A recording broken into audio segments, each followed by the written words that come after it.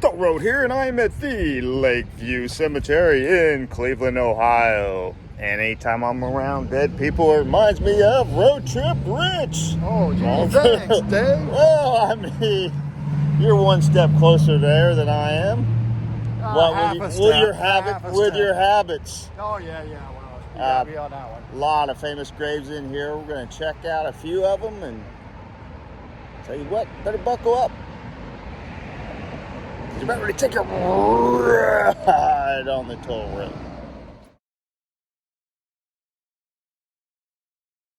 Building taken out to the sea is actually dedicated to just one person.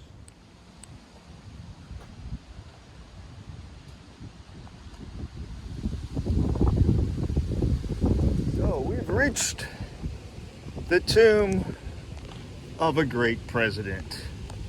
Now, the first president to get assassinated, we all know, Abraham Lincoln. And what's he get? The Lincoln Highway, Lincoln Logs, Lincoln this, Lincoln that. Garfield, another president, he's assassinated. The only thing named after him is a fat, lasagna-eating cartoon cat. Can we get a little respect for this great Ohio president?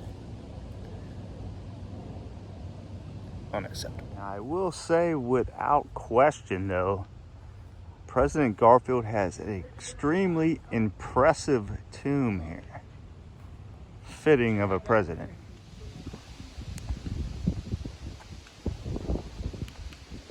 Looks like there's another vlogger here today. This is going to be awkward because he's taking some of the same shots that I am.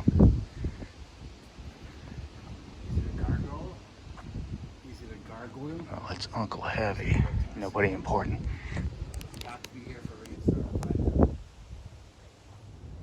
Unfortunately, the inside was closed on the day we were visited, so we had to peek through a keyhole.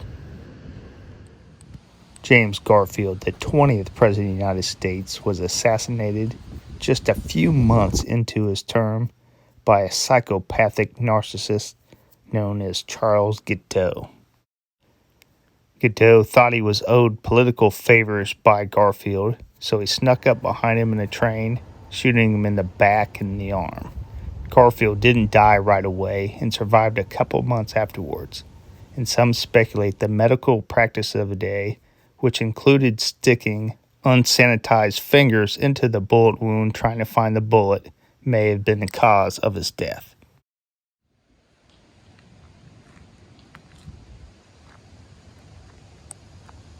Uncle Heavy just made a good point. No, he didn't. He got it from me. You see all these impressive tombstones, and it's like a competition of which family can come up with the most grand, ornate, superior, tallest tombstone, grave marker. So vote for your favorite at the end, and we'll see who wins this contest.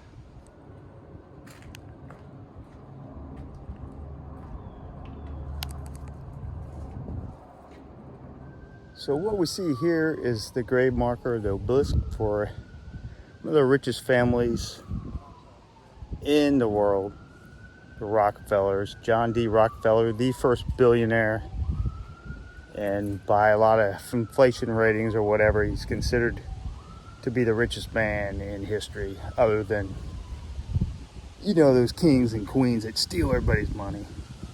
He stole stuff legally. Oil man. And here's a few of the various family members buried in a semicircle around the monolith. John D. Rockefeller was the king of the robber barons and was known for always giving the kids he saw a shiny nickel. They were worth more back then. So here's the grave of John Davison Rockefeller. I actually never knew what the D stood for. Looks like money paid off being that first billionaire. He was, 98 years old? Okay, 97, but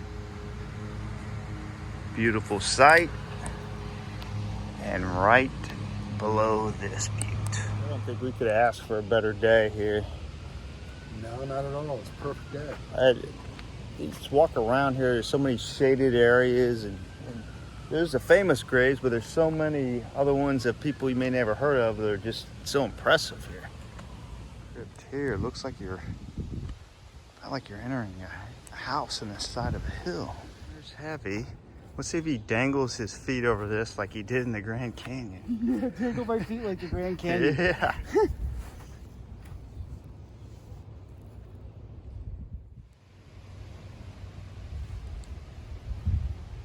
So, Rich, we're at the Haserot Angel, a famous thing here. And what are you spotting out there? I heard you chirping as usual. You're like a human chirpy derp.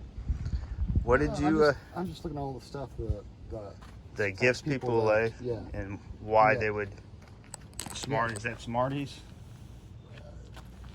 Looks like almost sweet tarts. Is The kid doesn't know what a Smartie is. I don't. That's before my time. I'm not. Why is it not shocking to me that you don't know what a Smartie is? Yes, sir. Looks like a quarter. You Got different got little, jewelry, bracelets. Looks like somebody left their earrings behind. pennies. Yeah. There's a bicycle. What is that? Necklace? And actually, this isn't for one particular person. It's a family plot. Looks like we got a few of them. Margaret, John Holly, Sarah McKinley, Francis. So they look like most of them were early 20th century. The actual name of the statue is the Angel of Death Victorious, due to the many years of the statue weathering the elements. The copper underneath the eyes of the angel have turned black and appear to be tears, which makes this one of the most popular and eerie statues in the entire cemetery, and is why it is also known as the Weeping Angel.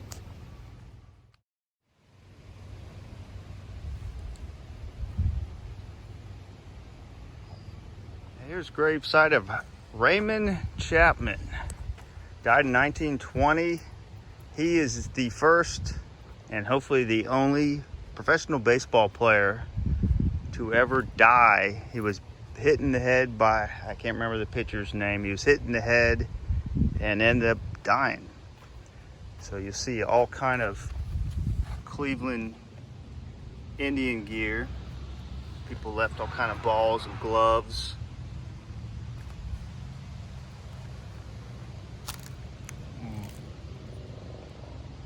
Bobbleheads. Ray Chapman, only major leaguer killed by a pitch, written on the ball there. After Carl May's pitch took Ray Chapman's life, many rule changes resulted from it, including making the spitball an illegal pitch and the introduction of batting helmets. The Cleveland Indians would go on to win the 1920 World Series and dedicate it to Chapman. Leader of the group known as the Untouchables that actually led to bringing down the crime lord Al Capone in Chicago.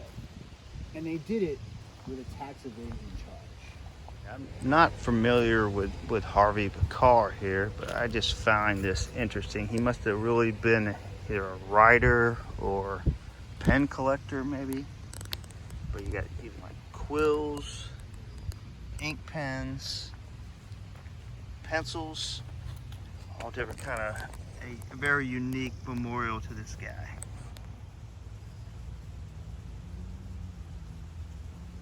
Uncle Heavy has found a toy here. What'd you find there? I saw you played.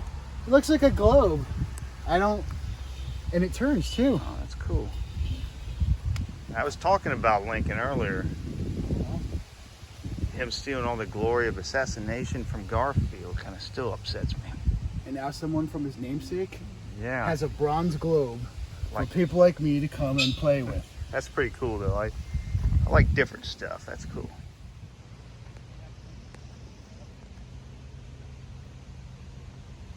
All right, Rich, you found Alan Freed. Tell us a little bit about this one. He's the one that coined rock and roll. And also, he was host to the Cleveland Moondog Rock and Roll House Party. Were you there? Who gave him the idea? You know, So who really, came up with Moondog? That was during my beatnik years, you know? this is pretty cool. I love it. Got a good picture of him on there. That's a pretty cool tombstone. Yeah, it is, for considering how old it is. Yeah. Oh. What? Let's check out the other stuff. I want to see You gotta see this. This is really amazing. what, the back of it. The back of it. Look at this. Oh, jukebox. how awesome is that? A jukebox. Hey, put a coin in there and let's play some music. I don't have it. Maybe someone left a quarter. There's a penny. It's kind of cool though. There's guitar picks, coins, Bands, various rock, rocks. Yeah. Whole thing.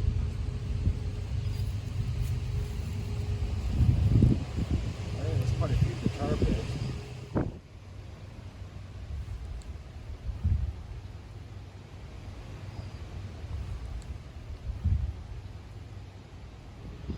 Rock and Roll Hall of Fame fans. Long live rock.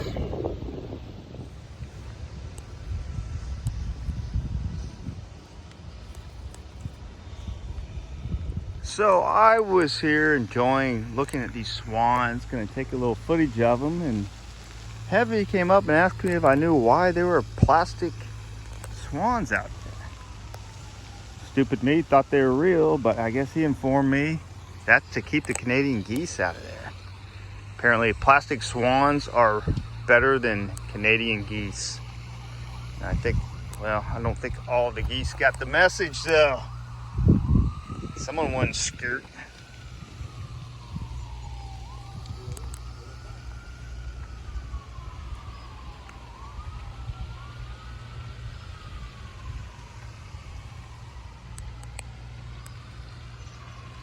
I thought for a second this might have been my buddy Kimba the cat, but I don't think he's ever fallen asleep without being on my chest.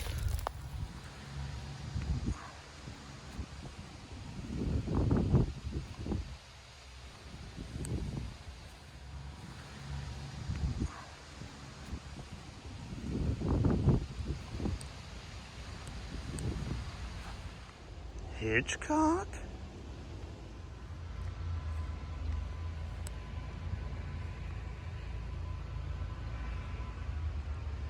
Bueller? Bueller? Yes. Crazy how like some of the older ones too will look. That's going to do it for the toll road here at the Lakeview Cemetery in Cleveland, Ohio. Question for everybody out there, anybody living or not living ghost?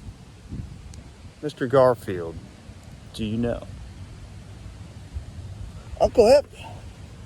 Who knows? Who knows? Maybe this guy. Excuse me, sir, do you know? Know what? Do you know? I think so. What? Who knows where the toll road will lead to next?